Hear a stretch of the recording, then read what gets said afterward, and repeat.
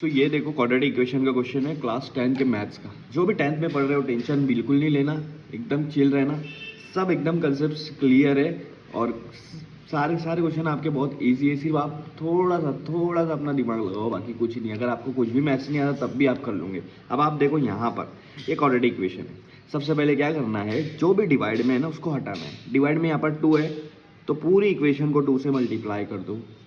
2 2 ज़ा हो जाएगा 4, एक्स स्क्वायर वैसा का वैसा, माइनस 2 2 ज़ा हो जाएगा 4, एक्स वैसा का वैसा, प्लस हाफ और 2 को मल्टीप्लाई करेंगे, हाफ को डबल करेंगे कितना होगा 1 होगा, आंसर 1 आ गया इक्वल टू 0। या आप हाफ को 2 से मल्टीप्लाई करेंगे, 2 2 कैंसिल हो जाएगा, 1 बचेगा। कैसे भी करो, आपको जैसा सही लगे। यह आपको क्वाड्रेटिक इक्वेशन बन गया। अब मुझे ये देखना है कि एक्स स्क्वायर के साथ क्या है 4 है और लास्ट में कांस्टेंट क्या है 1 है। इन दोनों को मल्टीप्लाई करना है, 4 1 ज़ा 4, दोनों प्लस है इसलिए दोनों आंसर भी प्लस में ही आएगा।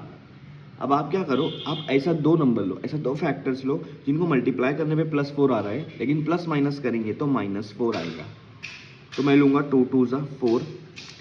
अब मल्टीप्लाई करने में प्लस आना चाहिए, इसका मतलब ये है कि ये दोनों नंबर या तो दोनों प्लस होंगे या तो दोनों माइनस होंगे, इसके अलावा और कोई नहीं हो सकते। क्योंकि तभी मल्टीप्लाई में प्लस आता है जब दोनों नंबर से के साइन सेम हो।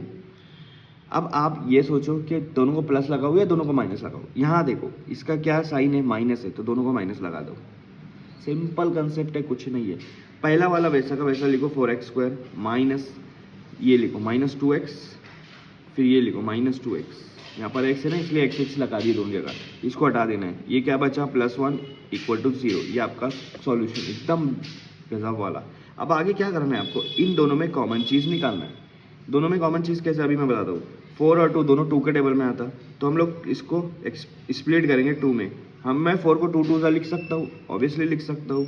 एक्स स्क्वायर को x मल्टीप्लाई बाय x लिख सकता हूँ, ऑब्वियसली लिख सकता हूँ। स्क्वायर में कोई चीज़ है, जैसे अभी 4 स्क्वायर है तो इसका मतलब है कि 4 को 2 बार लिखो। 6 स्क्वायर इसका मतलब है कि 6 को 2 बार लिखो। एक्स स्क्वायर इसका मतलब है कि x को 2 बार लिखो। सेम वैसे किया, 4 जो है वो 2 2 सा हो जाएगा, एक्स स्क्वायर को 2 बार लिख दिया, माइनस ये 2x वैसा का वैसा, ये वाला -2x वैसा का वैसा, +1 इक्वल टू 0। अब देखो यहाँ 2x और यहाँ 2x दोनों कॉमन है, दोनों को मैंने कॉमन को बाहर निकाल दिया।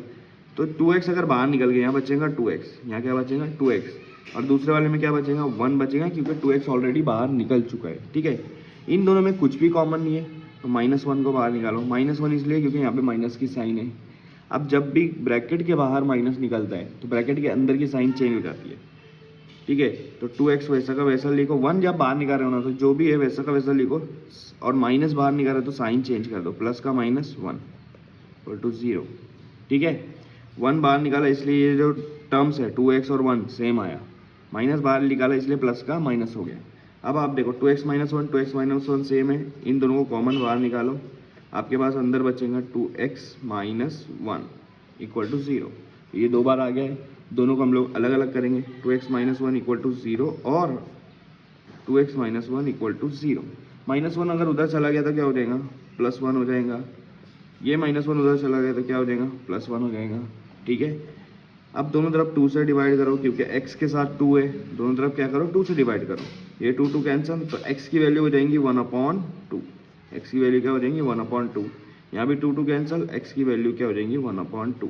तो यहाँ पर x की वैल्यू 1/2 2 निकल गई। ये आपका फाइनल आंसर कंप्लीट हो गया, एकदम सिंपल कंसेप्ट में।